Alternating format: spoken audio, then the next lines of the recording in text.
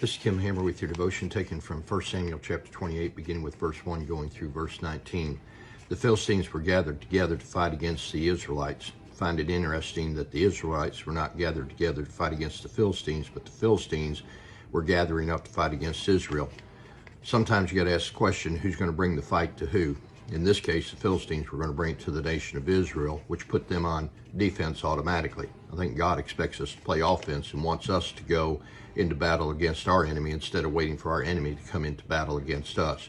We have the spiritual tactical advantage. We need to utilize it and use it in order to defeat the enemy before they come to defeat us. Second thing is, we find that Achish had no problem with David fighting alongside of him. After a year and 4 months of being in his land, David had proved himself that he was not going to be an enemy to Achish or to the Philistines, but instead he just wanted to remain on friendly terms with them.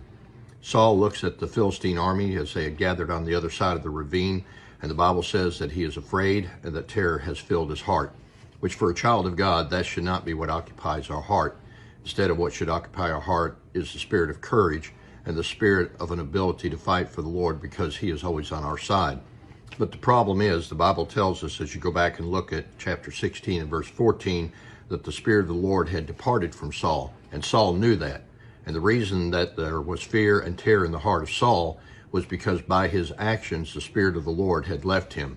Now, that doesn't mean that he was lost or that he lost his salvation, because as you read on in the rest of the chapter and into the next chapter, you find that when Samuel is summoned up for Saul to be able to seek counsel from him, because God was not responding to Saul's pleas for help and pleas for direction, and so Saul had Samuel summoned up from paradise. One of the things that Samuel said to Saul was that by this time tomorrow, you and your sons will be with me. Now, if there's the case to be made for somebody being able to lose their salvation, why is it that for all that Saul did, that he would not have lost his salvation at this point when the Spirit of the Lord was no longer with him, and Samuel would have said to him, you won't be with me tomorrow when you die? No, Samuel was very specific in that he said, tomorrow you and your boys will be with me in paradise.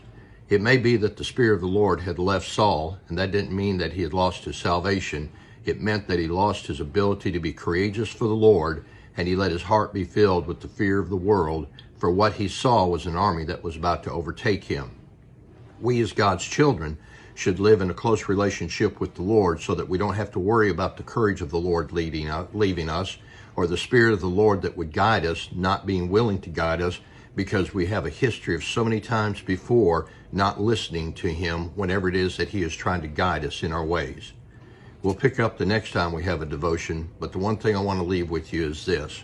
We should not, as God's children, find ourselves in a position to where the Spirit of the Lord has left us and has left it to us to try to do something only on physical strength, because what will happen is we will be overcome with fear, and terror will fill our hearts, and we will ultimately be destroyed.